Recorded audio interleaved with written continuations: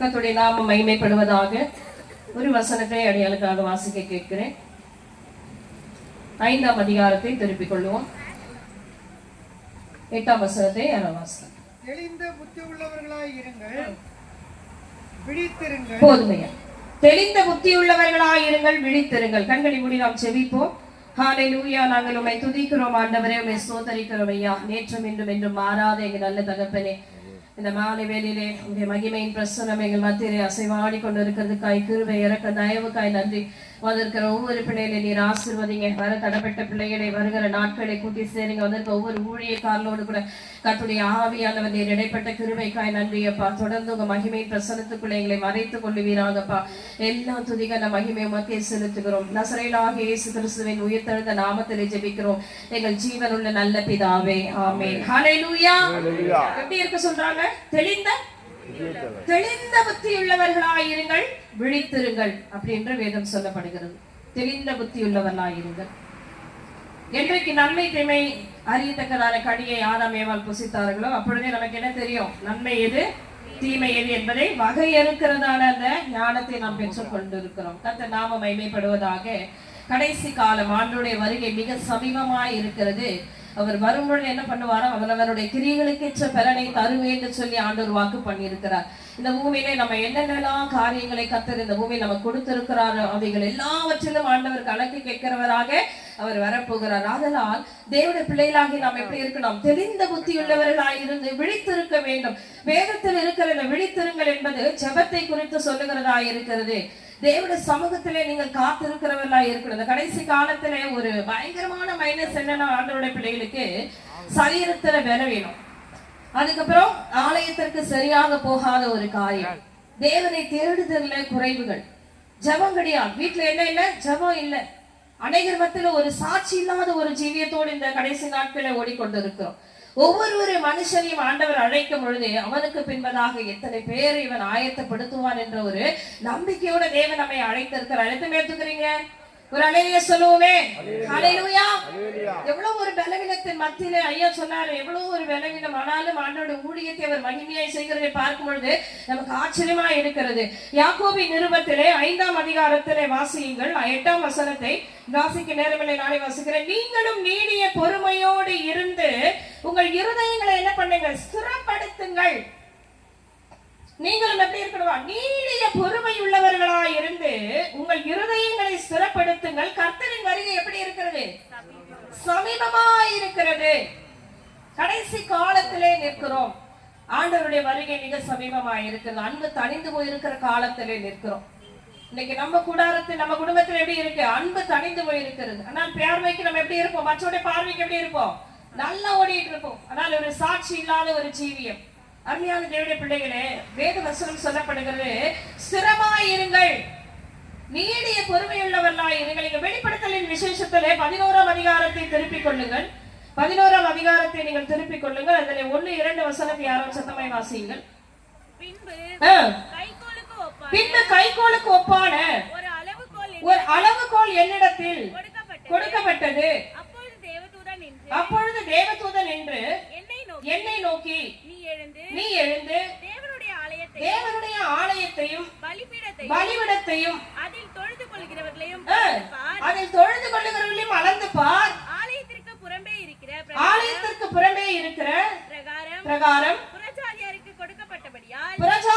கொடுக்கப்பட்டபடியால் அதை அளவாமல் புறம்பாக்கி போடு. போதும், அதை அளவாமல் புறம்பாக்கி போடு. அன்பின் சீடனாகிய யோவானுக்கு ஆண்டவர் கடைசி காலங்களிலே நடக்க போகிறதான காரியங்களை அவர் வெளிப்படுத்தினார். நல்ல ஒரு ஓய்வு நாளிலே அவனை ஆவிக்குள்ளாகி, கர்த்தருடைய நாளிலே ஆவிக்குள்ளாக்கி அவனுக்கு ஆண்டவர் இனி சம்பவிக்க போகிறவைகள் என்ன அப்படின்னு சொல்லி இதை தீர்க்கமாய் எழுதணும் அப்படின்னு சொல்லி வெளிப்படுத்தல் விசேஷம் நம்ம கைகளை கொடுக்கப்பட்டிருக்கிறது. கர்த்தருடைய நாமம் மகிமைப்படுவதாக. இந்த அன்பின் சீடனாகிய யோவானுக்கு ஆண்டவர் ஒவ்வொரு அதிகாரங்களை பார்க்கும்போது, முதலாவது 2ஆம் 3ஆம் அதிகாரத்திலே பார்க்கும்பொழுது 7 சபைகளை குறித்து அங்கே சொல்லப்பட்டிருக்கிறது. இந்த 7 சபைகளுக்கு ஒத்த சபைகளுடைய கிரியைகள் தான் இன்றைக்கு இந்த உலகம் முழுதும் இருக்கிற சபைகளிலே காணப்படுகிறதான குறைவுகள், நிறைவுகள். அதில் நிற்கிற ஊழியக்காரர்களானாலும் சரி, சபைக்கு போகிற விசுவாசிகளானாலும் சரி, அந்த 7 சபைகளில் சொல்லப்பட்ட காரியங்கள் நிச்சயமாய் நம்ம போகிற ஒவ்வொரு சபைகளிலும் காணப்படும். ஆண்டவரங்கே தூதனாகிய ஊழியக்காரர்களுக்கும் சபைக்கும் ஆண்டவர் என்ன பண்றாரு? கடைசியா எச்சரிப்பு சத்தம் கொடுக்கிறார். எல்லாம் சரியா இருக்கு, இதை கொஞ்சம் சரி பண்ணிக்கும். எல்லாம் உன்னிடத்துல ஓகேதான், ஆனா இந்த ஒரு காரியத்தை நிமித்தமாக நீ என்ன பண்ணாத, தேவனுடைய ராஜ்யமாகிய அந்த நித்திய ஜீவனை இழந்து போகாதபடிக்கு ஜாக்கிரதையா இரு. ஜெயம் கொள்ளுகிறவனுக்கு நான் இந்த என்ன பண்ணுவேன், நன்மையை வைத்திருக்கேன் சொல்லி அந்த 7 சபைகளுக்கு சொல்லி இருக்கிறதே நம்ம பார்க்க முடியும். வாம்பெரிவானவர்களே, இந்த இடத்துல ஆண்டவர் இங்கே ஒரு தரிசனத்தை மீண்டுமா யோவானுக்கு காண்பிக்கும் பொழுது ஒரு பெரிய கைகோளுக்கு ஒப்பான ஒரு அளவுகோல் என்ன பண்ணது, கொடுக்கப்பட்டிருக்கிறது. அப்பொழுது தேவதூதன் என்ன சொல்றாரு, நீ எழுந்து என்ன பண்ற, தேவனுடைய ஆலயத்தையும், முதலாவது தேவனுடைய ஆலயத்தை என்ன பண்ண, நீ அளந்து பா. ஹல்லேலூயா. எத்தனை தேவனுடைய ஆலயத்துக்கு போறீங்க? சர்ச்சுக்கு போற பிள்ளைங்க கொஞ்சம் கரங்களை காட்டுங்க.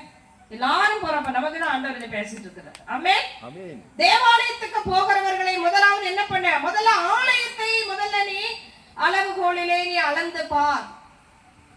பிறகு பலிபீடத்தையும், பலிபீடத்தில் நிற்கிற ஊழியர்களை நீ அளந்து பார்க்க. பலிபீடத்தை அளந்து பாருங்க. என்ன, நீங்க நல்லா அலங்கரிக்கப்பட்ட பலிபீடத்தை தான் எல்லாரும் விரும்புவாங்க.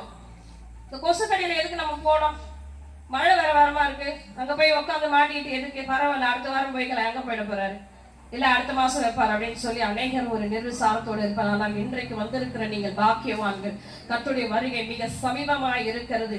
நிச்சயமாய் சொல்லுகிறேன், கர்த்தர் உன்னோடு கூட இடைப்பட்டு கொண்டிருக்கிறார். இங்க ஒவ்வொருவரையும் ஆண்டவர் அளந்து பார்க்க சொல்லுகிறார். முதல்ல தேவனுடைய ஆலயத்தையும், பிறகு பலிபீடத்தையும், அதுக்கடுத்தது பார்க்கிறோம் அதில் தொழுது கொள்ளுகிறவரையும் நீ அளந்து பார் என்று சொல்லுங்க. அப்போ ஆண்டவருடைய கண்கள் நம்ம இந்த கடைசி நாட்கள் என்ன பண்ணிட்டு இருக்கு, பார்த்துட்டே இருக்குது. ஹல்லேலூயா. இன்னைக்கு நம்ம எல்லாரும் ஒரு, நீங்க சொல்லுங்க பார்க்கலாம், என் குடும்பத்துல எந்த ஒரு பிரச்சனையும் இல்லைங்க, நாங்க நல்லா சாட்சியா இருக்கோம்னு சொல்றவங்க கை தூக்குங்க பார்க்கலாம். கர்த்தருடைய ஒரே ஒரு தாயார் கை தூக்கி இருக்காங்க. உண்மையாமா? ஆண்டவர் உங்களை ஆசீர்வதிப்பாராங்க. மற்ற எல்லாருடைய கூடாரத்துல ஏதாவது ஒரு பிரச்சனை, போராட்டங்கள், வேத வசனத்துக்கு நாம் கீழ்ப்படியாதது நிமித்தமாக இந்த கடைசி நாட்களை ஆண்டவர் வரும் பொழுது கைவிடப்பட்டவர்களாக போவோம். வசனம் சொல்லப்படுகிறது, ஆலயத்தை அப்படின்னு சொல்லப்படுகிறது. ஆலயத்தை முதல்ல என்ன பண்ணு, நீ அளந்து பார். அதுக்கு அடுத்தது தொழுது கொள்ளுகிறவர்கள், பலிபீடத்தில் இருக்கிற எல்லாருக்கும் ஆண்டவர் என்ன பண்ணி இருக்கிறாரு, ஒரே நியாய தீர்ப்பை கொடுக்கும்படியாக ஆண்டவர் அங்கே நம்முடைய வருகை பாருங்களேன், ஆண்டோடைய வருகை நாட்களை எல்லாம் நடக்க போகிறதான எல்லா சூழ்நிலைகளும் நம்ம பார்த்துட்டோம். எத்தனை பேர் இந்த கொரோனாவுடைய காலங்களை, இன்னைக்கு நம்ம வீட்டு வாசற்படி வரைக்குமாக என்ன இருந்தது, பக்கத்து வீட்டுல கொரோனா வந்தது, நம்முடைய கைகளையே நம்ம தூக்க முடியாதபடி இருந்தோம், நம்ம பொருட்களை நம்ம எடுத்து என்ன பண்ண முடியாது, யூஸ் பண்ண முடியாம இருந்தோம், கைகளை 10 தடவை கழுவுங்க அப்படின்னு சொல்லி அநேகரை அடக்கம் பண்ணுவார் இல்லாதபடிக்கு என்னாச்சு, எல்லாரும் ஜேசிபில வச்சு அடக்கம் பண்ணுகிற ஒரு காலங்கள் வந்தது. அந்த நாட்கள சபைகள் மூடப்பட்டது. ஓய்வு நாளை ஆசிரிக்காத அநேக பிள்ளைகள் என்ன பண்ணாங்க, அன்னைக்கு ஐயோ சபை இருந்தா நல்லா இருக்குமே என்று சொல்லி பயங்கரமா வேதனைப்பட்டு, நாங்க டிவிக்கு முன்னாடி மோகன் சியா 6 மணிக்கு பிரேயர் பண்ணுவாரு, நாங்க உட்கார்ந்துருவோம் அப்படின்னு சொல்லி ஆலயத்துக்கு போகாதவங்க கூட பாருங்க. அதற்கு முன்பதாக ஜனங்களுடைய கிரியைகள் எப்படி இருந்தது, ஓய்வு நாளை அசட்டை பண்ணி ஞாயிற்றுக்கிழமை 2 சம்பளம்னு சொல்லி ஓய்வு நாளைக்கு வராதபடிக்கு நிறைய குடும்பங்களை கர்த்தருடைய ஆலயத்துக்கு போகாதபடி ஒரு நிர்விசாரத்தோடு கூட இருக்கிறாங்க. உண்மையாகவே ஐயா சொன்னது போல இந்த இடத்துல ஆண்டவர் நமக்கு இந்த மாதிரியான ஒரு கூட்டத்தை ஏற்படுத்தி கொடுத்து இந்த உண்மையாகவே இந்த எல்லைகளை கர்த்தர் விரும்புகிறார். எத்தனை பேர் ஆமீன் சொல்றீங்க? ஆண்டவர் இந்த இடத்தை நேசிக்கிறபடினால்தான் இந்த ஜெபக்கூடையை ஆண்டவர் ஏற்படுத்தி அநேக ஊழியர்களை கொண்டு வந்து உங்களோடு இடைப்பட்டு கொண்டிருக்கிறார் என்று நான் உண்மையாகவே விசுவாசிக்கிறேன். பிரியமானவர்களே, நம்மை ஆண்டவர் அளந்து பார்க்கிற ஒரு காரியங்களில் இருக்கிறார். தேவதூதனை பார்த்து தேவதூதன் அங்கே யோவானிடத்துல சொல்லுகிறார், போய் ஆலயத்தை பலிபீடத்தையும் அதில் தொழுது கொள்ளுகிறோம் என்ன பண்ணி அளந்து பார் அப்படின்னு. ஆனா இன்னைக்கு நம்ம என்ன பண்ணுவோம்னா, நான் எப்படி ஆண்டவர் வந்தா சீக்கிரமா போயிருவேன், கர்த்தருடைய வருகையை நான் காணப்படுவேன் அப்படின்னு சொல்லி ஓடிட்டு இருப்பான். இன்னைக்கு ஒவ்வொருவரும் நம்முடைய சூழ்நிலைகள் என்னன்னு பார்ப்போம்னால் ஆண்டவர் சொல்லுகிறார், உனக்கு இருதயத்துல அதிகமான கசப்புகள், வைராக்கியங்கள், கோபம், தர்க்கம், இன்னைக்கு வீட்டுல இருக்கவங்களுக்கு சாப்பாடு போடாதபடியான ஒரு சூழ்நிலைகள், அதெல்லாம் சாபம் என்று அறியாதபடிக்கு இன்னைக்கு அநேக கிறிஸ்தவர்கள் எப்படி இருக்கோம், இன்னைக்கு ஒரு நிர்விசாரமான ஒரு ஓட்டத்தில் ஓடிட்டு இருக்கோம். ஆண்டோட வருகை மிக சமீபமாக இருக்கிறது. ஆண்டவர் சொல்லுகிறார், வரும்பொழுது அவனவனுடைய கிரியைகளுக்கு ஏற்ற பலன் என்னோடு கூட வருகிறது. எடுத்து வாசிங்கள், வெளிப்படுத்தல் விசேஷம் 22ஆம் அதிகாரத்தில் 11-12 வாசிக்கும் பொழுது, அநியாயம் செய்கிறவன் என்ன பண்ணட்டும், அநியாயம் செய்யட்டும், அநியாயம் செய்கிறவன் இன்னும் அநியாயம் செய்யட்டும், அப்புறம் அசுத்தமாய் இருக்கிறவன் இன்னும் அசுத்தமாய். ஒவ்வொரு தேவட பிள்ளை வீட்டுக்கு போனா பாருங்க, நாடகம் ஓடிட்டு இருக்கோம், சினிமா ஓடிட்டு இருக்கோம், தியேட்டருக்கு போறது மறக்க மாட்டாங்க. இது புது படம் வருதா, முதல்ல என்ன பண்ணணும், டிக்கெட் வாங்கிட்டு போயிடணும். ஆண்டவருக்கு முதல் இடம் கொடுக்கறோமோ இல்லை. இன்னைக்கு கூட சாயந்தரம் எத்தனை பேர் படத்துக்கு டிவிக்கு முன்னாடி உட்கார்ந்து படம் பார்த்துட்டு இருக்காங்க தெரியல. முக்கியமான நம்ம ரொம்ப நாளா பார்க்கணும்னு நினைச்ச படங்கள்லாம் இருக்குது, அதெல்லாம் பார்த்துருவோம் அப்படின்ட்டு இன்னைக்கு ஒரு நிர்விசாரமான ஒரு ஓட்டத்துல ஓடிட்டு இருக்கேன். உங்களை பார்த்து கர்த்தருடைய ஆவியானவர் சொல்லுகிறார், கர்த்தரை தொழுது கொள்ளுகிறவர்களே, தேவனுடைய ஆலயத்துக்கு போகிற ஜனமே, உன்னை அளந்து பார்க்கிறதால ஒரு அளவுகோல் நீட்டப்பட்டிருக்கிறது உனக்கு உண்பதாக. ஒரு நிர்விசாரமான ஒரு ஓட்டம். ஆனா பாருங்களேன், இன்னைக்கு ஒரு சாட்சி இல்லாதபடிக்கு தேவனுடைய சரீரத்துல பலவீனத்தோடு இருக்கும். 38 வருஷமா வியாதியா இருந்த மனுஷனை பார்த்து ஆண்டவர் சொல்லுகிறார், இனி கேடானதுண்டோ அதிக கேடானதொன்றும் செய்யாதே போ. ஆனா இன்னைக்கு நம்ம ஒத்துக்க மாட்டோம். எத்தனை பேர் இன்னைக்கு மன்னிக்காதபடியான இருதயத்தோடு இருக்கிறீங்க? மருமகள் மாமியார் சண்டை, கணவன் மனைவிக்குள்ள சண்டை, எல்லாமே வேஸ்ட் தான். நீ செய்யற ஊழியம் வேஸ்ட், எல்லாமே வேஸ்ட். உன் வீட்டுல ஒரு கசப்புகளோடு கூட நீ செய்கிற எந்த ஒரு காரியம் ஆண்டவர் அங்கீகரிக்கவே மாட்டார், அங்கீகரிக்க மாட்டார். உனக்கு பிரச்சனைகள் மூட்டையை நீ கட்டிட்டு தான் போகணும். நீ மூட்டை கட்டிட்டே தான் பின்னாடி வரணும். அவருடைய வருகை நாட்களை கைவிடப்பட்டு போவார். கோபம், அவங்க இருக்கிற எல்லைக்கே போக மாட்டாங்க, அவங்க முகத்தை பார்க்க மாட்டாங்க. அவங்க வந்துட்டாங்கன்னா அவ்வளவுதான், அந்த இடத்துல நிற்க கூடாது. கர்த்தருடைய ஆவியானவர் சொல்லுகிறார், உன்னை இதற்காக நான் உன்னை அழைக்கவில்லை. உன் தேவனாகிய கர்த்தர் நான் எப்படிப்பட்டவராய் இருக்கிறோம் அதுபோல கிறிஸ்துவை நீங்கள் தரித்துக் கொள்ளுகிறவர்களாய் இருக்கணும். அவருடைய வருகை மிக சமீபமா இருக்கிறது பிரியமானவர்களே. 2ஆம் வசனம் சொல்லுது, ஆலயத்திற்கு புறமே இருக்கிற பிரகாரம் புறஜாதியாருக்கு கொடுக்கப்பட்டபடியினாலே அதை அளவாமல் புறமாக்கி போடு. இன்னைக்கு நம்ம மத்தவங்களதான் பார்ப்போம், அவங்க சர்ச்சை, அவங்க என்ன அப்படி இருக்காங்க, அவங்க எப்படி இருக்கிறாங்க. புறஜாதிகளை குறித்து ஆண்டவர் சொல்லுகிறார், அதை அளவாவே. ஏனென்றால் அவங்களுக்கு சத்தியம் தெரியாது, இயேசு கிறிஸ்து யாருன்னு தெரியாது. ஆனா அவங்களுக்கு தெரியும் இயேசு அன்பா இருக்கிற அப்படின்னா அவருடைய பிள்ளைகள் வெளியே இருக்கணும், அன்பா இருக்கணும். நிறைய இடத்துல சண்டை வந்தா எல்லாம் சொல்லுவாங்க, பைபிளை தூக்குறாங்க பாருங்க அப்படின்னு சொல்லுவாங்க. பிரியமானவர்களே, ஆண்டவர் இன்றைக்கு உங்களோடு கூட பேசிக் கொண்டு இருக்கிறார். கர்த்தருடைய வருகை மிக சமீபமாய் இருக்கிறபடினாலே உன் இருதயத்தினுடைய எண்ணங்கள் எப்படி இருக்கிறது, இன்னைக்கு உன் வீட்டுல எப்படி இருக்கிறாய், உன்னோட வேலை ஸ்தலத்துல எப்படி இருக்கிறாய். இன்னைக்கு ஒரு சாட்சி இல்லாத ஒரு ஜீவியம். ஆண்டவர் சொல்லுகிறாரு, அந்த அளவுகோல் கொடுக்கப்படுகிற அந்த நாட்களிலே ஒவ்வொருவருடைய கிரியைகளின் படிக்கு 12ஆம் வசனத்தை வாசிங்க. வெளிப்படுத்தல் 22:12. இதோ சீக்கிரமாய் வருகிறேன். எப்படி வருகிறாராம்? சீக்கிரமாய் வருகிறேன். அவனவனுடைய கிரியைகளின்படி அவனவனுக்கு நான் அளிக்கும் பலன் என்னோட கூட வருகிறது. ஊழியக்காரங்க எப்படி ஆயிடுச்சு, இப்ப இன்னைக்கு பயங்கர போட்டி ஆயிடுச்சு. எங்களுடைய ஊழியத்தின் அழைப்புல பாத்தீங்கன்னா எங்களுக்கு முதல்ல ஒரு சின்ன ஒரு கூடாரம் கிடைச்சது, ஊழியம் செய்தோம். அதுக்கப்புறம் அந்த இடத்துல முஸ்லிம்காரங்களால கொஞ்சம் பிரச்சனை வந்தது. பாவம், அவர்களுக்கு அந்த இரவு நேரத்தை தூங்க முடியலன்னு சொல்லிட்டு மறுபடியும் அந்த இடத்த விட்டு இன்னொரு இடத்துக்கு போனோம். போன பொழுது அங்கே 3வது மாடியில ஒரு சபை நடத்திட்டு இருந்தாங்க. எங்களுக்கு ஃபர்ஸ்ட் ஃப்ளோர்ல இடம் கிடைச்சது. அவங்களுக்காக நான் டைம் கூட மாத்தல. அதனால பாஸ்டர் ஓடியாந்து சொல்லுவாங்க, என்ன இப்படி பேண்ட் அடிக்கிறீங்க, இன்னும் நீங்க இப்படி கை தட்டுறீங்க, எங்களால் விண்ணப்பம் வச்சு ஜெபிக்க முடியல அப்படின்னு. அப்படியே உடைக்கப்பட்டேன். ஆண்டவரே என்னப்பா இது. அப்புறம் அந்த சபையில ஒருத்தர் இறந்துட்டாரு, நமக்கு தெரிஞ்சவங்க. அவங்களுடைய சோத்திர கூட்டத்துக்கு நான் போய் உட்காந்துருந்தேன். அங்க ஒரு விசுவாசி என்னை பார்த்து கேக்குது, நீதானா அது, நீதானா அது சபையில வந்து உட்கார்ந்து இருக்கிற, எங்க பாஸ் இருக்கிற சபையில ஆடுகளை திருட வந்துட்டியான்னு. ஆண்டவர் இடத்துல கேட்டேன், கர்த்தாவே, ஒரு நகை விற்கிறவங்க கூட பக்கத்துல 10-15 கடை லைனா வச்சிருக்கிறான், அவன் கூட பக்கத்துல சண்டை போட்டுக்கிறது கிடையாது. தேவனுடைய ராஜ்யத்தை கட்டும்படியாக வந்த எனக்கு இப்படி ஒரு வேதனை ஆண்டவர் சொல்லி அழுது கண்ணீர் விட்டான் பாருங்க. ஆண்டவர் சமூகத்துல ரத்த கண்ணீர் வடிச்சேன். அந்த பாச ஊரெல்லாம் சொல்லியிருக்காங்க, ஆடை திருட்டாங்க, ஆடை திருடிட்டாங்க. எங்க போனாலும் சகோதரி தான். நீ என்னதான் பாஸ் ஐடி எடுத்தாலும் சரி, நீ என்னதான் ஒரு ரெவரண்ட் எடுத்தாலும் சரி, பெண்கள் ஊழிய சேர்ந்து எவ்வளவு கஷ்டம் என்பதை நான் கடந்து வந்திருக்கிறேன். ஆனா என்னை துரத்தினவர்கள், என்னை வெட்கப்படுத்தினவர்கள் மத்தியில ஆண்டவர் எனக்கு கொடுத்த தரிசனம் உண்மையானது என்பதை உறுதி செய்து இதுவரைக்கும் 12 ஆண்டு காலமாக கர்த்தருடைய மகிமையான ஊழியத்தை திருத்தூர் பட்டணத்துல செய்யும்படியாய் ஆண்டவர் கிருபை செய்தார்.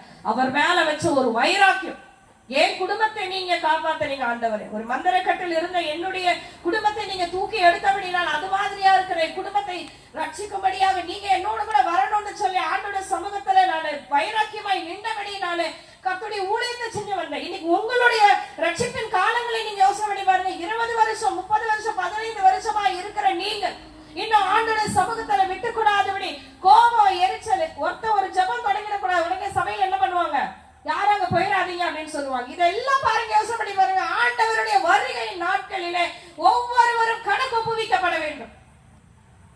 நீ சொல்லல, நான் சொல்றேன். தேவனுடைய வருகை நீ மறைக்கிற, நான் சொல்றேன். பிரதருக்கு சொல்றேன், எப்பவுமே என் தம்பிகிட்ட சொல்றேன், ஆண்டவர் வரும் வரைக்கும் உன்னுடைய ஊழியத்தை நீ நடத்திட்டே இருக்கணும். யாரையும் நீ கண்டுக்கூடாது. அழைத்த தேவனை மட்டும் நீ பார். கர்த்தருடைய என்று சொல்லுகிறேன். அல்லேலூயா. உங்களுடைய ஆத்துமா வெளியேறி பெற்றது. இன்னைக்கு எத்தனை பேர் வந்து உட்கார்ந்து இருக்கீங்களோ உங்க ஆத்துமா ஆண்டவர் நேசிக்கிறார். உன் குடும்பத்தை நேசிக்கிறார். ஆண்டவர் உன்னை நேசிக்கிறார். ஏதோ ஒரு ஸ்பெஷாலிட்டி உங்ககிட்ட இருக்கிறவனால தான் ஆண்டவர் இன்னைக்கு உன்னை பார்த்து சொல்றேன், மகளே நான் சீக்கிரமா வரப்போகிறேன், சீக்கிரம் வரப்போகிறேன். இந்த சின்ன கசப்பை மட்டும் கொஞ்சம் மாத்திக்க மகள், நான் சீக்கிரமாய் வரப்போகிறேன். உன் குடும்பத்தில் என்னுடைய மகிமை விளங்க பண்ண நான் காத்திருக்கிறேன். உன்னுடைய இந்த கிரியைகளை மட்டும் நீ மாத்திக்கோ. இதான் ஆண்டவர் கேட்கிறார். எத்தனை பேர் உள்ள இருக்கிறீங்க? ஒரு அல்லேலூயா சொல்லுங்க. நல்ல சத்தமா சொல்லுங்கப்பா. என்னப்பா நீங்க எப்படி சொல்றீங்க? நல்ல சத்தமா சொல்லுங்க. கர்த்தருடைய நாமம் மகிமைப்படுவதாக. அளவுகள் கொடுக்கப்பட்டிருக்கிறது நம்மை அளந்து பார்க்கும்படியாக. ஊழியக்காரர்கள் விசுவாசிகளுக்கு விசுவாசிங்க. சண்டை போராட்டம் நீ என்ன ஊழியம் செய்யலாம் ஒன்னும் செல்லுபடியாகாது. ஆண்டவருடைய வருகை நாட்கள் அப்படியே சல்லடையை கொண்டு எடுத்து வாசிக்கிறாங்களா? மத்தேயு சுவிசேஷத்தை திருப்பிக் கொள்ளுவோம். மத்தேயு சுவிசேஷத்துக்கு வாங்க. ஆண்டவருடைய கரத்திலே என்ன பண்ணி இருக்கிறாராம்? அவரு தூக்கு நூலை ஒன்று வைத்திருக்கிறாராம். பிரியமானவரே, கர்த்தருடைய நாமமே 10ஆம் வசனத்தை வாசிப்போமானால், இப்பொழுதே கோடாரியானது மரங்களின் வேரருகே வைக்கப்பட்டு, வேறு கழுத்துல நிக்கிற கத்தி ஞாபகம் வச்சுக்கோங்க, மரங்களின் வேரருகே வைக்கப்பட்டு இருக்கிறது. நல்ல கனி விடாத மரம் எல்லாம் வெட்டுண்டு அக்கினிலே போடப்படும். நீங்க எத்தனை பேர் நீங்க கரெக்டா சொல்ல முடியும்? நிறைய பேர் இறந்துருவாங்க, குடிச்சிட்டு இறப்பான். அங்க போய் ஒரு பாஸ்டர் நின்று இவர் நித்திய ஜீவனுக்குள்ளே பிரவேசித்திருக்கோம். அப்படியே பயங்கரமா இருக்கும். எப்படி இருப்பாரு அவரு? குடிச்சிட்டு வீட்டுல பொண்டாட்டி போட்டு அடிச்சு பிள்ளைகளுக்கு பணம் கொடுக்காத வழிக்கு அவங்கள பட்னி போட்டு. இன்னைக்கு அநேகர் நம்முடைய ஸ்தானங்கள் என்ன என்பதை நம்ம செயல்படுத்தாதபடி இருக்கும். ஒரு கணவனுடைய ஸ்தானம் என்ன, ஒரு தகப்பனுடைய ஸ்தானம் என்ன, ஒரு தாயினுடைய ஸ்தானம் என்ன, இது அறியாதபடி இருக்கும். ஆண்டவருடைய வருகை நாட்கள் எல்லாவற்றுக்கும் ஒரு கணக்கு இருக்கு. குடிச்சு மறிச்சு போனவரு நித்திய ஜீவன் வருவாரா? சொல்லுங்க. எத்தனை பேர் உள்ள உட்கார்ந்திருக்கீங்க? அதிக ஆக்கினை அடைவோம் என்று அறிந்து அநேகர் போதகர் ஆகாது இருப்பீர்களாக என்று வேதம் சொல்லப்படுகிறது. போதகரா இருக்கிறது ரொம்ப ரிஸ்க்குங்க. விசுவாசியோட வாழ்க்கை நல்லது. இருக்கீங்களா இல்லையா? வாசம் ரொம்ப கொடுமை. அவன் குடிச்சு போனவனை பத்தி என்ன சொல்லணும்? அவன் பரலோகத்துக்கு போயிட்டான். அவருடைய நம்முடைய என்ன பண்ணுவோம்? ஆண்டவர் வரும்போது அவர் வருவாரு.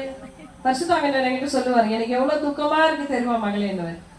ஆவியானவர் பேசிக்கிட்டே இருப்பார், என்ன பண்றது ஆண்டவரே, இவர் நரகத்துக்கு போயிட்டாருன்னு சொன்னா அங்க இருக்கவங்கள என்ன பண்ணுவான்? பாஸ்டர் 2-4 அடி அடிச்சு அடக்க ஆராதனை பண்ணவன் அவன் வெளியே போடான்னு சொல்லி தோத்துவாங்க. அந்த வேற வழி இல்லாம அந்த அதான் சொல்ல, ஒரு ஊழியக்காரனுடைய சாணம் எவ்வளவு கொடுமையான காரியங்கள் தெரியுமா?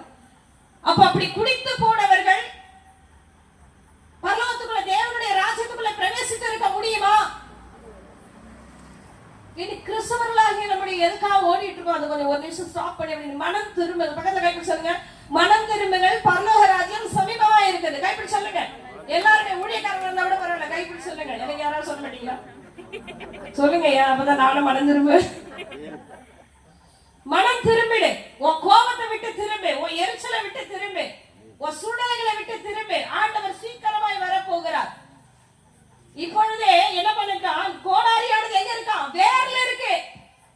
வேர்ல வச்சுட்டாரு. கட் பண்ணி தூக்கி போடு. தோட்டக்காரத்துல வந்து அந்த எஜமான் கேட்கிறார், இன்னும் எத்தனை அந்த 3 வருஷமா கனியை தேடி வருகிறேன், இத ஒண்ணுமே இல்ல. கர்த்தருடைய நாமம் மகிமைப்படுவதாக. உங்களை கனி கொடுக்கிறதுக்காகத்தான் இங்க இந்த ஜாய் மிராக்கிள் மினிஸ்ட்ரி ஆர்டர் கொண்டு வந்து உட்கார வைக்கிறார். தெரியுமா உங்களுக்கு? நீ கனி கொடுக்கிற மரமா இருக்கணும்ட்டு உன்னை கொத்தளம் போட்டி சுத்தி எரு போட்டு தண்ணி ஊத்தி உடனே பாய்ச்சி நீ கனி கொடுக்க முடியாது ஆண்டவர் இங்க கொண்டு வர. யாரும் வராம நின்றாதீங்க. எத்தனை பேர் உள்ள இருக்கிறீங்க? நல்லா ஒரு அலையில சொல்லுங்க பாப்பா. நல்ல கரங்களை தட்டுங்க, நல்ல கரங்களை உற்சாகமாய் தட்டுங்க. அல்லேலூயா. இந்த வருஷம் நீங்க கனி கொடுப்பீங்கன்றதற்காக ஆண்டவர் உங்களுக்கு என்ன பண்ணி இருக்கிறாரு? தருணத்தை கொடுத்து இங்க கொண்டு வந்து உட்கார வச்சிருக்காரு. காலியா இருக்க சேரை பத்தி நீ கவலைப்படாதுப்பா, நானே கவலைப்படல. ஐயோ அக்காவை கூப்பிட்டோமே யாருமே வர, நீ கவலையே படாது. 10 பேர் தான் உள்ள வருவோம். அழைக்கப்பட்டவர்கள் அநேகர், தெரிந்து கொள்ளப்பட்டவர்கள் ஒரு சிலர் தான். எத்தனை பேர் உள்ள இருக்கிறீங்க? ஒரு அலையில சொல்லுங்க. கர்த்தருடைய நாமம் மகிமைப்படுவதாக. ஆலயத்துக்குள்ள கேட்டு இப்படி உங்ககிட்ட கேட்டிருக்கேன், நீங்க வெளியே உட்கார்ந்திருக்கீங்க. ஆனா நான் கேட்கிறேன், ஆவிக்குள்ள இருக்கிறவர்கள் எத்தனை பேர்? அவர்கள் அலையிலையா சொல்லுங்க. அழைக்கப்பட்டவர்கள் அநேகர். நம்ம கூட திருமண பத்திரிகை கொண்டு போய் எல்லாருக்கும் கொடுக்குறோம். எல்லாரும் வந்துடுறாங்களா? 500 பத்திரிகை அடிச்சா பேர் வருவான். அதனால் காலியா இருக்க சில பத்தி எப்பயுமே கவலைப்படக்கூடாது. நமக்கு ஆண்டவர் இந்த நாளை கொடுத்து இருக்கிறார். அவருடைய வார்த்தையை ஜனங்களுடைய இருதயத்தில் விதைச்சு ஒரு முடிவெடுக்க வேண்டும். நீங்க பிரியமானவர், வசனம் சொல்லப்படுகிறது, கனி கொடாத மரம் எல்லாம் வெட்டுண்டு அக்கினிலே போடப்படும். 12ஆம் வசனம் சொல்லுகிறது, தூற்றுக்குடை அவர் கையில இருக்கிறது. நல்லா தூற்றுக்குடை என்னது? ஜனிக்கிறது. தூற்றுக்குடை அவர் கையில் இருக்கிறது. அவர் தமது களத்தை நன்றாய் விளக்கி தமது கோதுமையை களஞ்சியத்திலே சேர்ப்பார். பதரையோ அக்கினிலே, பதறப்பா பயங்கரமான அக்கினி, அது கவனிங்க, அவியாத அக்கினியினால் சுட்டெரிப்பார் என்று வேதம் சொல்லப்படுகிறது. அல்லேலூயா. அப்புறம் ஆண்டவர் சமூகத்துல அழுத, அது சொல்ல முடிச்சாரு.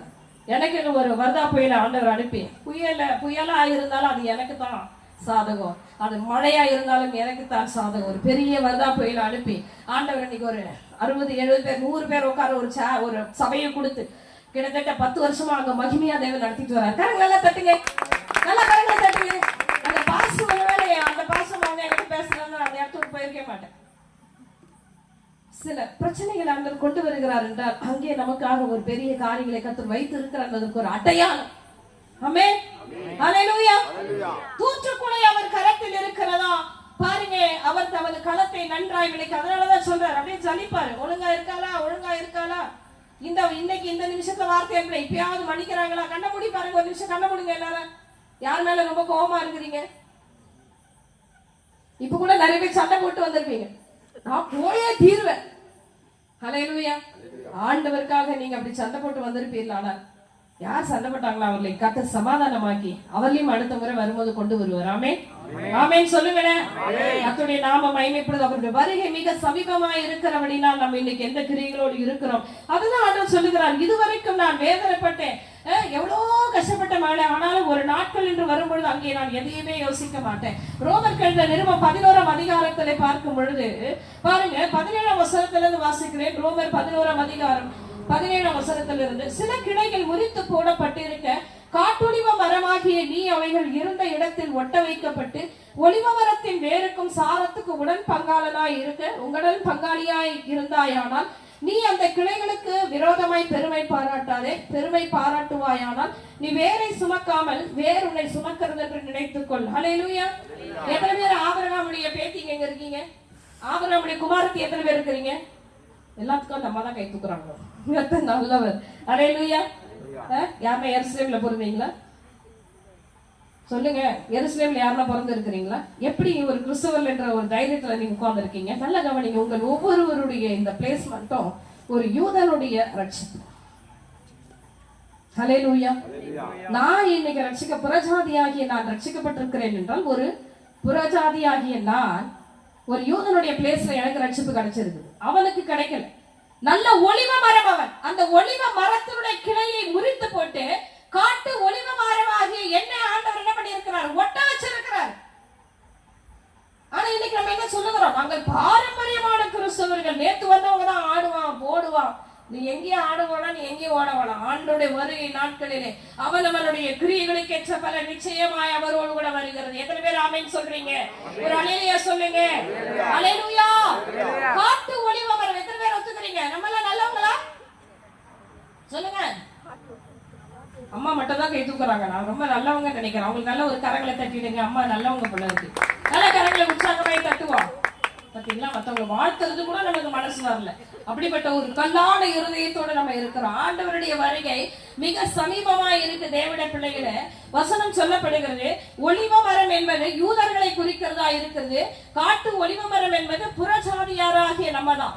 ஆண்டவர் இன்னைக்கு நமக்கு என்ன பண்ணிருக்காரு? அந்த ரட்சிப்பை கொடுத்து, என்னுடைய தாத்தா யாருன்னு கேட்டீங்கன்னா நான் சொல்லுவேன், ஆபிரகாம், ஈசாக்கு, யாக்கோபு. என்னுடைய முற்பிதாக்கள் யாரு? ஆபிரகாம், ஈசாக்கு, யாக்கோபு. நான் எருசலேம்ல பிறந்ததா? இல்ல, நான் எருசலேம்ல பிறக்கல. ஆனாலும் என்னை ஆவிக்குரிய வாழ்க்கையிலே ஆண்டவர் கிறிஸ்தவனா இன்றைக்கு தேவன் தெரிந்து கொண்டு அவருடைய மகிமையை அவர் பயன்படுத்தி கொண்டிருக்கிறார். இப்படிதான் உங்களையும் ஆண்டவர் அழைத்திருக்கிறார். நீங்கள் ஒவ்வொருவரும் தேவனுடைய சமூகத்திலே பயன்பட வேண்டும் என்பதற்காக உங்களை அழைச்சிருக்கிறார். ஆனா இன்னைக்கு நம்ம எப்படி இருக்கிறோம்? நானே விடுதலை ஆகல, என் குடும்பத்துல எவ்வளவு பிரச்சனை இருக்கு. ஆனால் நல்லா ஞாபகம் வச்சுங்க, கர்த்தர் சொன்ன எல்லா அடையாளங்களும் நிறைவேறி ஆயிற்று. மத்தேயு சுவிசேஷம் 24ஆம் அதிகாரத்தை நீங்கள் திருப்பிக் கொள்ளுவீர்களானால் அங்கே சொன்ன ஒவ்வொரு காரியங்களும் ஆண்டவருடைய நாமத்தை மகிமைக்கு என்று சொல்லுகிறேன். முதல்ல நான் உங்களுடைய இந்த இடத்துக்கு நான் வார்த்தையை கொடுக்கும் பொழுது சொல்லப்பட்டதான வார்த்தைகள் அந்த 7 முத்திரைகளை குறித்து ஆண்டவர் பேசும்பொழுது இங்கே முத்திரைகள் எத்தனை உடைக்கப்பட்டிருக்கிறது என்பதை உங்களுக்கு நான் சொன்னேன். எத்தனை பேர் ஞாபகம் இருக்கு தெரியல.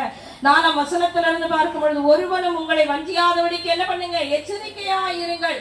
அதே போல வெளிப்படுத்தலின் விசேஷம் 2ஆம் அதிகாரத்திலே ஆண்டவர் என்ன பண்ணியிருக்கிறார், அங்க எபேசு சபைகளை குறித்து எல்லா காரியங்களும், ஒவ்வொரு சபைகளை குறித்து சொல்லப்பட்ட காரியங்களை நீங்க வேகமா வாசிப்பீங்களா நான் உங்களுக்கு சொல்லி நான் வார்த்தை கர்த்தருடைய நாம முடிக்க விரும்புகிறேன். ஒருவர் மத்தேயு சுவிசேஷம் 24ஆம் அதிகாரத்தில் 4ஆம் வசனத்தை வாசிங்க. ஒருவனும் உங்களை வஞ்சியாதபடிக்கு எச்சரிக்கையா இருங்கள். ஏனெனில் அநேகர் வந்து என் நாமத்தை தரித்துக் கொண்டு நானே கிறிஸ்து என்று சொல்லி அநேகரை வஞ்சிப்பார்கள். போதும். வெளிப்படுத்தல் விசேஷம் 6ஆம் அதிகாரத்திலே 1ஆம் வசனத்தை வாசிக்கும் பொழுது ஆட்டுக்குட்டியானவர் முத்திரைகளில் ஒன்றை உடைக்க கண்டேன். அப்பொழுது 4 ஜீவன்களில் ஒன்று என்னை நோக்கி நீ வந்து பார் என்று இடிமுழக்கம் போன்ற சத்தமாய் சொல்ல கேட்டேன். நான் பார்த்தவள் இதோ ஒரு வெள்ளை குதிரையை கண்டேன். அதன் மேல் ஏறி இருந்தவன் வில்லை பிடித்திருந்தான். அவனுக்கு ஒரு கிரீடம் கொடுக்கப்பட்டது. அவன் ஜெயிக்கிறவனாகவும் ஜெயிப்பவனாகவும் புறப்பட்டான். வெள்ளை குதிரை யாரு சொல்லுங்க? வெள்ளை குதிரை யாரு? யார் சொல்லுங்க? இயேசு கிறிஸ்து. ஒரு ஒயிட் ட்ரெஸ் போட்டக்கூடாது உடனே.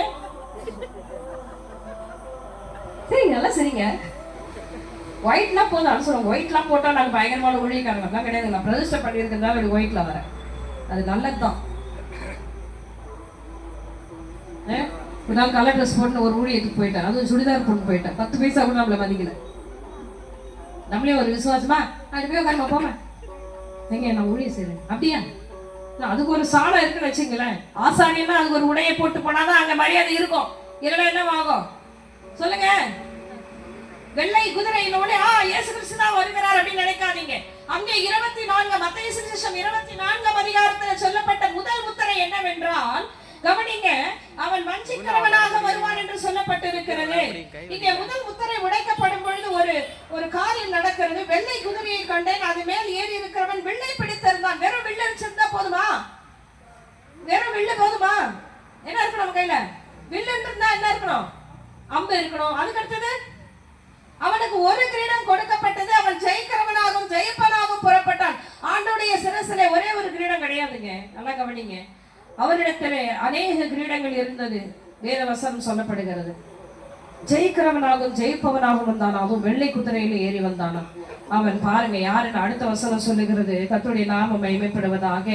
அவன் யார் என்றால் அதுதான் கிறிஸ்து என்று தன்னை திஷ்டாந்தப்படுத்தி கொண்டு இன்றைக்கு அநேக சபைகளில் இன்னைக்கு நிறைய நடக்குது. தெரியல, நம்ம தான் பார்த்தோமே.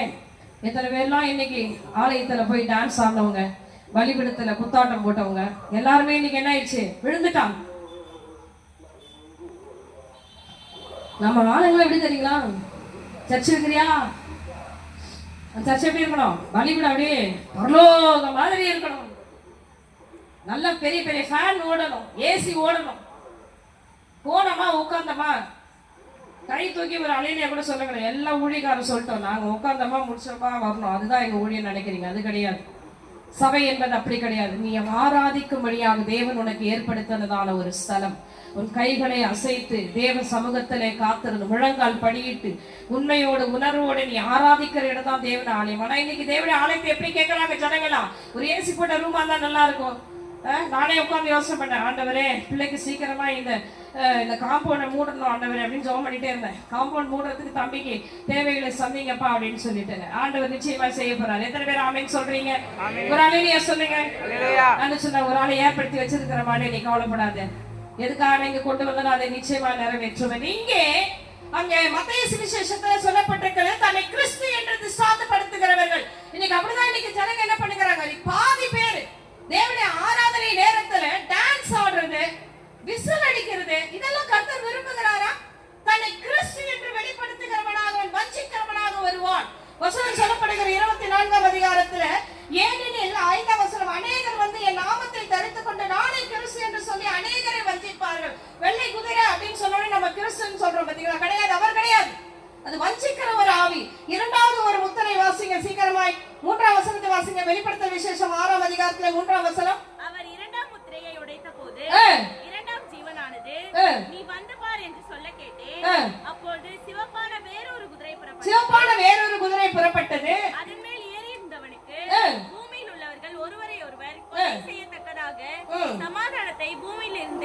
கொள்ளும்படியான அதிகாரம் கொடுக்கப்பட்டது.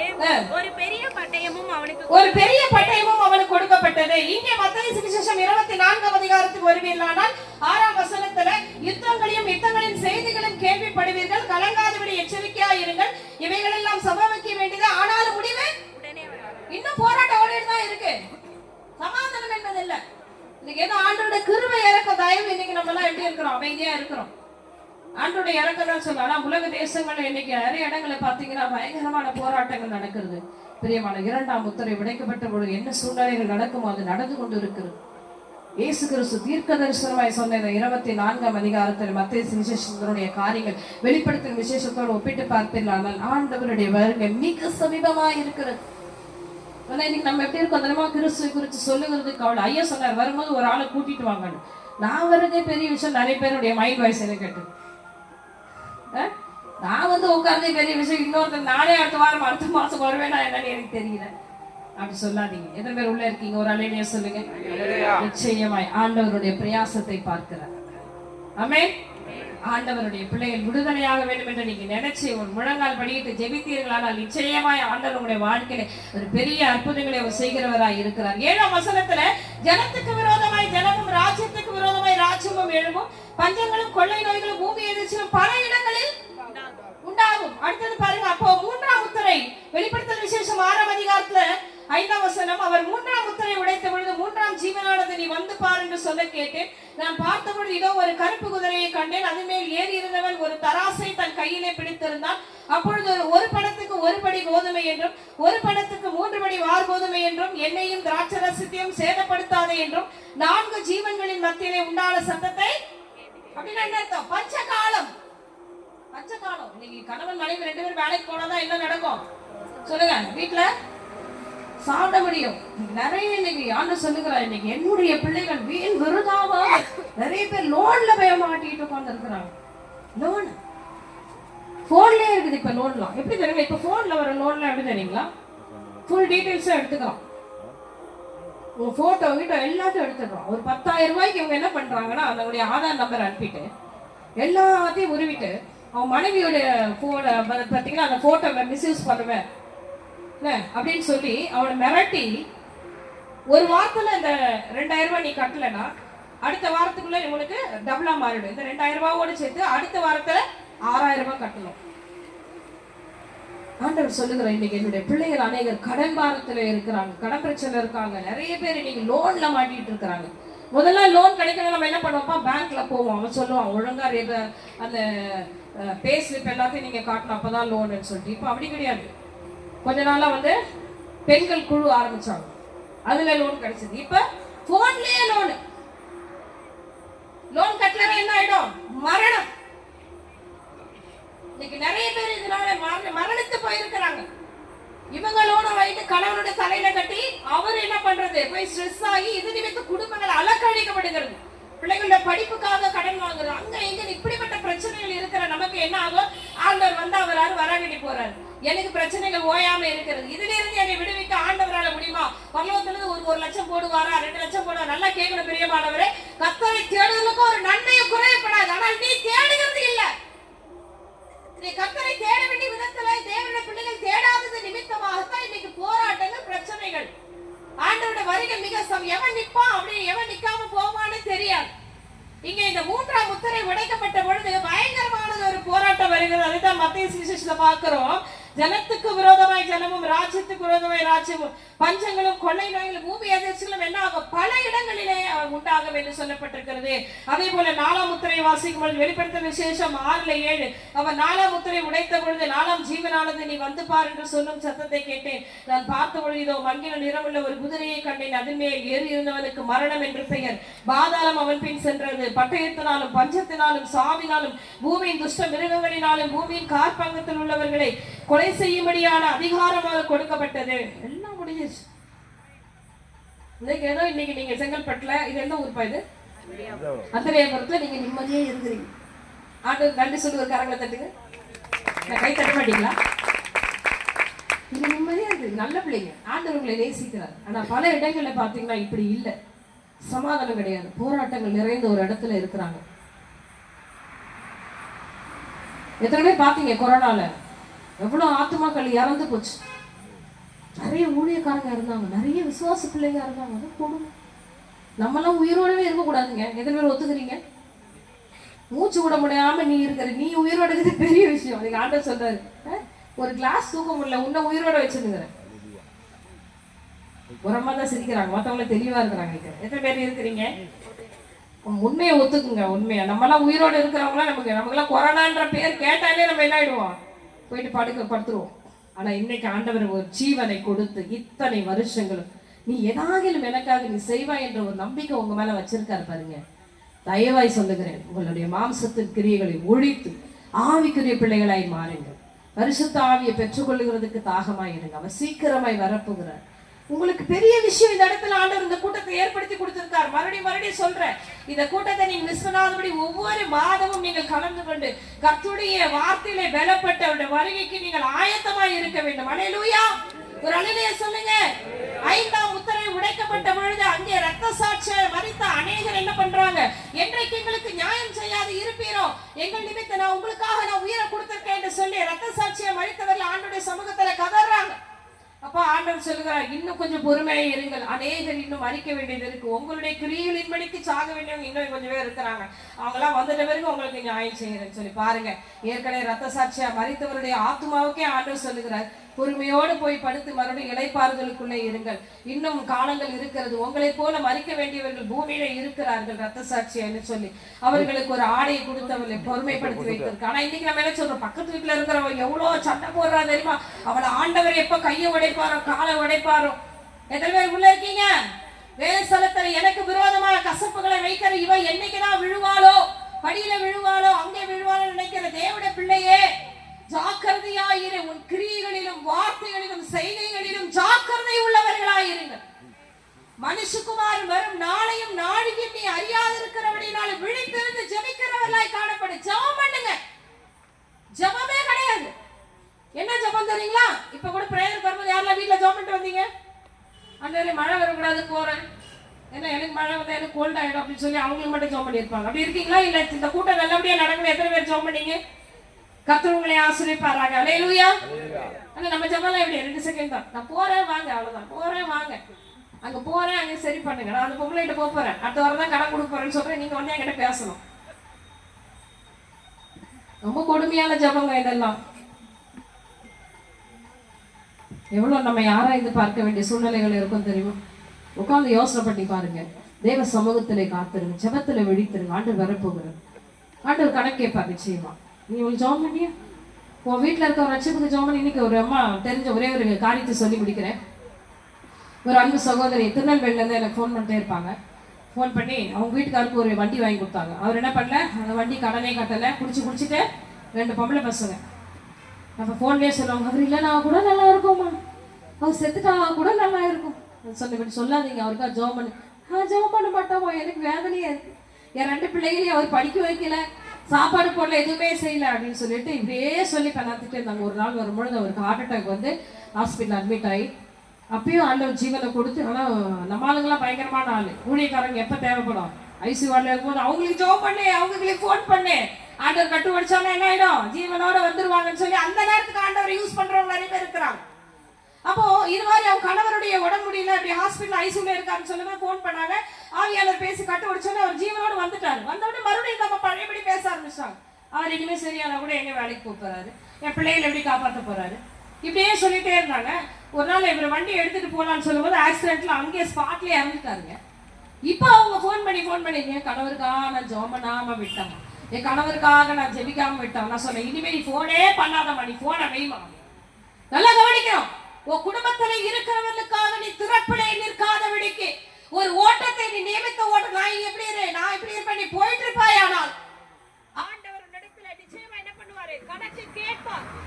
கேட்காம இருக்கவே மாட்டார். இன்னைக்கு அநேகர் இந்த தப்பை செய்யறோம். நமக்கு கண்ணுக்கு தெரிஞ்சு அநேகருக்கு ஜெபிக்காதபடி இருக்கிறோம். ஆண்டோட சமூகத்துல ஜெபிங்க, தேவ சமூகத்துல காத்துருங்க. இன்னைக்கு எத்தனையோ விண்ணப்பங்கள் இருக்கு. ஆண்டவர் இன்னைக்கு சொல்லுகிறார், ஊழியத்துக்காக ஜெபம் பண்ணு, உன் குடும்பத்துக்காக ஜெபம் பண்ணு, உன் பிள்ளைகளுக்காக ஜெபி. பிள்ளைகளை கீழ்படுகிறது இல்ல.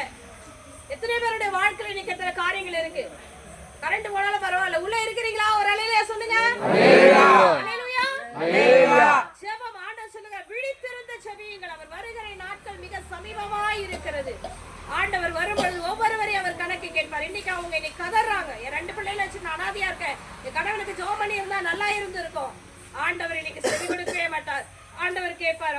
ஆண்டவர் அவங்க இடத்துல பேசுறாரு. என்ன சொன்னார் தெரியுங்களா?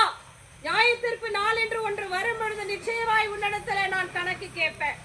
உன் நிமித்தமாக உன் கணவன் பாதாளத்துக்கு சென்று விட்டான், அவனுடைய ஆத்துமா இன்னைக்கு பாதாளத்துல அலறிட்டு இருக்கு. நீ அவனுக்காய் ஜெபித்திருப்பாயானால் நான் அவனை ரட்சித்திருப்பேன். ஆனா உன் வாயின் வார்த்தைகளால நீ உன் குடும்பத்துக்காக நீ உட்கார்ந்தியா, உனக்காக நீ உட்கார்ந்தியா, உன்னை சுற்றில இருக்கிற ஜனங்களுக்காக, உன் பட்டணத்துக்காக, உன் தேசத்துக்காக. இன்னைக்கு உனக்கு கண்ணுக்கு தெரிஞ்ச எத்தனை இன்னைக்கு இந்த ஊழியன்னு சொல்ற எவ்வளவு பாடுகள் இருக்கும். இந்த வார்த்தை உங்களுக்கு கேட்க கூடாதுன்னு இன்னைக்கு கரண்ட் போயிருக்கு. எத்தனை பேர் ஒத்துக்கிறீங்க? நீங்க மட்டும் கேட்கல, இங்க எல்லாருக்கும் ஒழிச்சிட்டு இருக்கு. அதனால என்ன பண்ணிட்டான்? எனக்கு தேவையில்ல. ஆண்டவராக இயேசு கிறிஸ்துக்கு எந்த மயக்கம் கிடையாது, எந்த ஆம்பிளையும் கிடையாது. எத்தனை பேர் இருக்கிறீங்க? அவர் மலையின் மேல் ஏறின பொழுது அவர் உட்கார்ந்து பிரசங்கம் பண்ணினார். கர்த்தருடைய வார்த்தையை கேட்க ஜனங்கள் 3 நாள் ஆகாரம் இல்லாதபடிக்கு அவர்கள் என்ன பண்ணாங்களாம்? இப்ப கூட சொல்ற யாருக்கும் பசிக்காது. எத்தனை பேர் ஒத்துக்கிறீங்க? அல்லேலூயா. தேவனுடைய வருகை மிக சமீபமா இருக்கு பிரியமானவர்களே. மறுபடியும் தம்பி என்ன கூப்பிடுவாரா என்னன்னு தெரியல. ஆனால் நான் சொல்லுகிறேன், கர்த்தருடைய வருகைக்கு நீங்கள் ஆயத்தமா இருக்கணும். நீங்கள் ஒவ்வொரு மேல ஆண்டவர்கள் மேல ஒரு அழைப்பை வச்சிருக்கிறார். இந்த மாசம் கனி கொடுத்தோம், இந்த வருஷம் கனி கொடுத்தோம். தம்பி கூட இன்னைக்கு நில்லுங்க, ஜெபத்துல நில்லுங்க. மியூசிக்ல இருக்கவங்களா சொல்றேன், அநேகர் ஆரம்பத்துல இருந்தாங்க, இன்னைக்கு அநேகர் இல்ல. நான் உங்களுக்கு சொல்றேன், உண்மையாகவே கர்த்தருடைய வார்த்தை உங்களுக்கு இதோ உங்கள் நடுவிலே கடந்து வருகிறது. இந்த ஊழியை இந்த எல்லையோடு கிடையாது, அநேக எல்லைகளுக்குள்ளே, தேசங்களுக்குள்ளே, மாநிலங்களுக்குள்ளே ஆண்டவர் கொண்டு போக போகிறார். அதற்குரிய வாசலை தேவன் திறந்து வைத்திருக்கிறார். ஆரம்பத்துல இருக்கிறவங்க அதனுடைய பலனை புசிப்பார்கள். ஆனா விட்டுட்டு போனவங்க நம்ம போயிட்டோமேன்னு சொல்லி மனக்கவலைப்படுகிற நாட்கள் சமீபமா இருக்கு. அதனால தயவாய் கேட்கிறேன், இந்த ஊழியத்துல மகனோடு கூட இருந்து கர்த்தருடைய வருகை நாட்களுக்கு நம்ம இருப்போம். எல்லாரும் கண்களை மூடி ஜெபிப்போம். ஹல்லேலூயா. உம்மை துதிக்கிறோம் ஆண்டவரே, உம்மை ஸ்தோத்திரிக்கிறோம் ஐயா. சர்வலோக நியாயாதிபதியே, உமக்கு நன்றி செலுத்துகிறோம் ஆண்டவரே. ஆமாண்டவரே, அந்த இரத்த சாட்சியாய் மரித்தவர்கள் இன்னும் இளைப்பாறுதலுக்குள்ளே செல்ல வேண்டும். 6ஆம் முத்திரை உடைக்கப்படும் பொழுது ஆண்டவரே அந்தி கிறிஸ்துனுடைய ஆட்சி வந்துவிடும் ராஜா. என் தேவனாகிய கர்த்தாவே, பெரியோர்களும் சிறியோர்களும் முதியவர்களும் ஐஸ்வர்யவான்கள் எல்லாரும் மலைகளுக்கு நடுவாக போய் எங்களிடத்திலே ஆண்டவரே தேவனை பார்க்க முடியல என்று சொல்லி அந்த மலைகளுக்குள்ளே ஒளிந்து கொள்ளுகிற காலங்கள் வரும் என்று வெளிப்படுத்தலின் விசேஷத்திலே நாங்கள் வாசிக்கிறோமே. அப்படிப்பட்டதான ஒரு நாட்கள் வரும் முன்னே இதோ உமக்கென்று ஆயத்தமா இருக்கிறவில்லை, நீ சேர்த்துக் கொள்ளுகிற நாட்கள் வருகிறதப்பா. ஆயத்தமா இருந்தவர்கள் அவரோடு கூட கல்யாண வீட்டுக்குள்ளே பிரவேசித்தார்கள் என்ற வார்த்தை வரப்படுகிறது. தகப்பனே, உமக்கு நன்றி செலுத்துகிறோம். வந்திருக்க ஒவ்வொரு பிள்ளைகளையும் நீர் ஆசீர்வதிங்க. இனி கேட்ட சத்தியத்தை அவர்கள் விட்டு விடாதபடிக்கு அநேக ஆயிரங்களுக்கு இந்த பிள்ளைகளுடைய இருதயத்தில் பதிக்கப்பட்ட இந்த வார்த்தை கடந்து செல்லட்டும். குடும்பத்தில் இருக்கிற போராட்டங்கள் மறையட்டும் ஐயா. எல்லா பிரச்சனைகளும் ஒழிந்து போகட்டும் ஆண்டவரே. இந்த ஊழியத்தை இன்னும் சிறப்படுத்துங்க ஆண்டவரே. விரோதமாய் இருக்கிற ஆயுதங்கள் வாய்க்காதே போகட்டும். ஆவிக்குரியவனை விதைக்கிறான் என்று வேதம் சொல்லப்படுகிறது ஆண்டவரே. மாம்சத்துக்குரியவன் மாம்சத்தை அறுக்கிறான். ஆமா ஆண்டவரே, ஆவிக்குரியவர்களாகி நாங்கள் ஆவிக்குரியவர்களை அறுக்கிறவர்களாய் இருக்க உதவி செய்யுங்க ஐயா. ஆவிக்குரியவன் சகலத்தை நிதானித்து பார்க்கிறான் என்று வேதம் சொல்லப்படுகிறதுப்பா. இந்த ஊழியங்களுக்கு விரோதமாய் எழுதுகிற ஆயுதங்கள் இயேசுவின் நாமத்திலே வாய்க்காதே போகட்டும். கர்த்தருடைய கரம் கூட இருக்கட்டும் ஐயா. என்ன சித்தத்திற்காக இந்த எல்லையிலே மகனை எழுப்பினீரோ, என் தேவனுடைய கரம் ஆண்டவரை இன்னும் பெரிதாய் விளங்கட்டும். வந்திருக்க ஒவ்வொரு பிள்ளையிலும் நீர் ஆசீர்வதிங்க. நல்ல பலத்திய சுகத்தை கொடுத்து உங்க நாமத்தை மகிமைப்படுத்துங்க ராஜா. பெரிய காரியங்களை செய்யுங்கப்பா. எல்லா துதிகன மகிமை உமக்கு செலுத்துகிறோம். நசரேயனாகிய இயேசு கிறிஸ்துவின் உயிர்த்தெழுந்த நாமத்திலே ஜெபிக்கிறோம் ஜீவனுள்ள நல்ல பிதாவே. ஆமென் ஆமென். கர்த்தர் தாமே உங்களை ஆசீர்வதிப்பாராக. ஆமென்.